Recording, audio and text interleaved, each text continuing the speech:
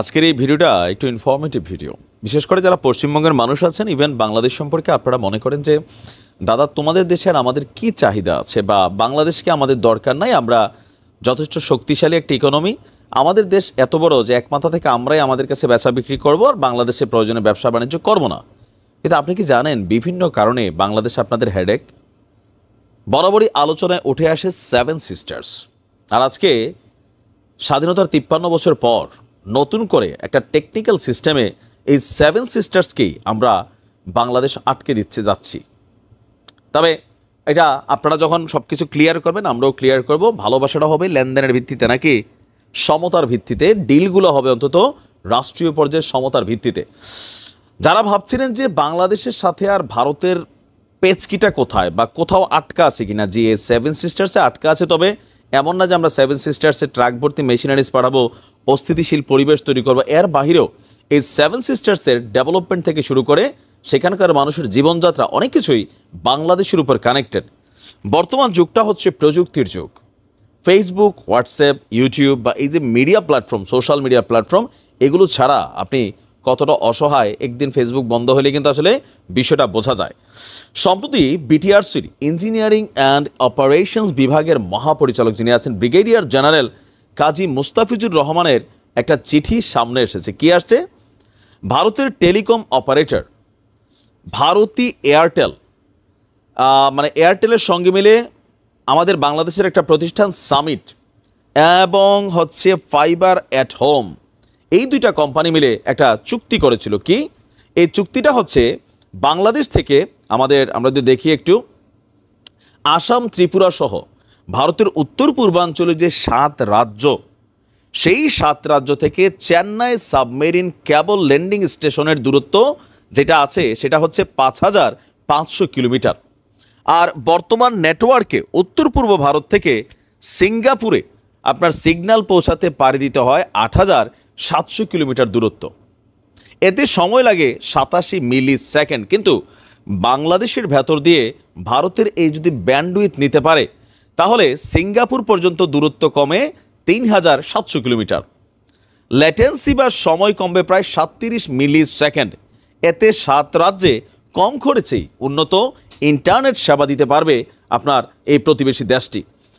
এই সুযোগ নিয়ে গত বছর বিটিআরসির কাছে ভারতী এয়ারটেলের মাধ্যমে সিঙ্গাপুর থেকে আখাউড়া সীমান্ত হয়ে সেভেন সিস্টার্সে ব্যান্ডউইথ সরবরাহের প্রস্তাব দিয়েছিল আমাদের বাংলাদেশের একটা গ্রুপ, যেটা দুর্বৃত্তের একটা সর্বশেষ পর্যায়ে তারা পৌঁছে গিয়েছিল, সামিট গ্রুপ। এর সাথে যুক্ত ছিল ফাইবার এট হোম। 2022 সালে এই বিষয়ে বাংলাদেশের পররাষ্ট্র মন্ত্রণালয়ে আবেদন করেছিল ভারতী এয়ারটেল। এ ব্যাপারে টেলিযোগাযোগ মন্ত্রণালয়ের অনুমতি চেয়েছিল বিআরটিসি, যদিও ওই আবেদন নিয়ে তৎকালীন সময়ে কিছুটা আপত্তি ছিল। এখন আমরা যদি দেখি রাজনৈতিক পট পরিবর্তনের পর ভারতকে বর্তমান সিচুয়েশনে এই পাঙ্গাপাঙ্গি খেলায় ব্যান্ডউইথ ট্রানজিট না দেওয়ার সিদ্ধান্ত নিয়েছে বাংলাদেশ। নিয়ন্ত্রক সংস্থা বলছে ট্রানজিট দিলে বাংলাদেশ সাবমেরিন কেবলের অব্যবহৃত প্রায় 4900 জিপিবিএস ব্যান্ডউইথ কাজে লাগানো ঝুঁকিতে পড়বে। বাধ্যগ্রস্ত হবে বাংলাদেশের মেইটা, গুগল, আকামাই, অ্যামাজনের মতন প্রতিষ্ঠানের ব্যান্ডউইথ সংযোগ কেন্দ্রে পরিণত হওয়ার সম্ভাবনা, বাধাগ্রস্ত হবে।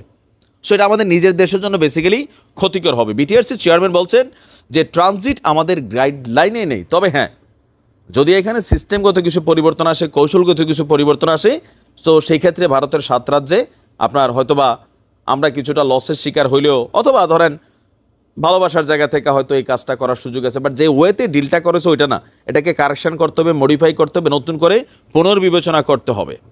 এখন ভারত যখন বাংলাদেশের সীমান্ত বন্ধ করার ঘোষণা দেয়, এটা সেটা ঘোষণা করার বন্ধ দেয়, আমরা সন্ত্রাসী চাইলে না, আমরা চাইলে দেখেন এরকম অনেক কিছু, বাংলাদেশকে হালকা নেওয়ার কিছু নাই কিন্তু। কারণ আমরা বাংলাদেশের জনগণ এই মুহূর্তে অনেক দূর পৌঁছে গেছে, আপনারাও একটু বেশি গেছেন, আমরা আমাদের জায়গা থেকে কম যাই নাই। অ্যাভারেজ হিসাব করলে আমরা অনেক দূর এগিয়ে গেছি। সো একে অন্যের উপর নির্ভরশীল, বিষয়টা বুঝতে পারছেন? দেখেন ঘটনাটা আমার কাছে 2 রকম রেজাল্ট আসছে। তো আমি আমার ব্যক্তি মতামত দিচ্ছি, আর পাশাপাশি আপনারা যথেষ্ট বিচক্ষণ, আমাদের ইউটিউব এবং ফেসবুকে যারা বিশ্লেষকরা আছেন, মাশাআল্লাহ সব বিষয়ে আপনাদের যথেষ্ট জ্ঞান আছে। হ্যাঁ, তো আসুন দেখি আপনাদের জ্ঞান ঝাড়া শুরু করুন কমেন্টের মধ্যে।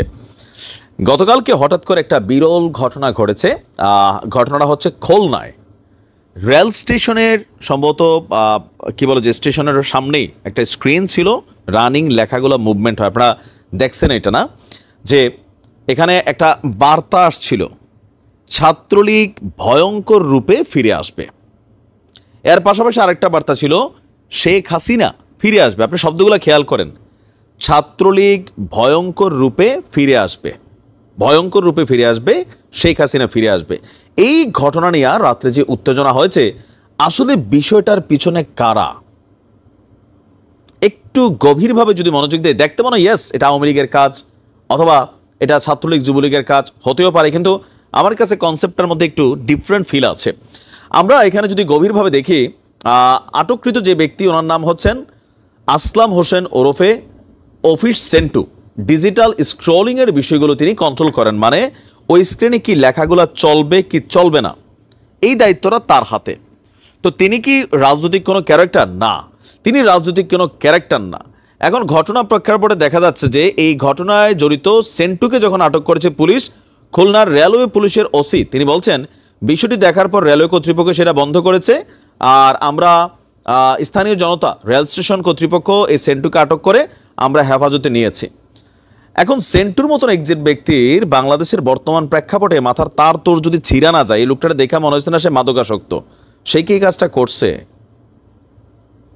আমার কিন্তু এখানে দুইটা মতামত আছে। একটা মতামত আছে, আমার ধারণা কেন জানি আর কি, মানে সোজা জিনিস মাঝে মাঝে বাঁকা যায়, যে সেন্টুর চাকরি খাওয়ার জন্য হতে পারে তার কোনো সহকর্মী অথবা সামহাউ ইন্টারেস্টেড পিপল এই লেখাটা দিয়ে দিছে, যেহেতু এটা তার দায়িত্বে। এখন এই ভিডিও চ্যানেলটা আমার, কিন্তু আমার ভিডিও নিয়ে অনেকেই চুরি করে ছাড়ে না ইউটিউবে, টিকটকে। আমার কোনো আইডি নাই টিকটকে, এমআই শামীম নামক যে ইয়াটা, এটা আমার না। তো সেখানে আপনারা অনেকে দেখছেন আমার ভিডিওগুলো, তাই না? ধর্ম একদিন, শামীমেরও ধর্ম, যাই হোক। তো ফেসবুক এবং ইউটিউবে যারা আমাদের ভিডিও ছাড়, আপনি দেখবেন এই যে ট্রাভেল এজেন্সি একটা আছে, দুবাইয়ের ভিসা নিয়ে আমার ভিডিও ছাড়ে, বাটপার ভাই, আমার ভিডিওর উপর এরা নাম্বার দিয়ে দিচ্ছে। আপনারা মনে করতেছেন কি যে ভিডিওটা নিশ্চয়ই নাইম বে নাম্বার দিছে, কিন্তু আমি কোনো এই কোম্পানি এজেন্সির দালালি করি না।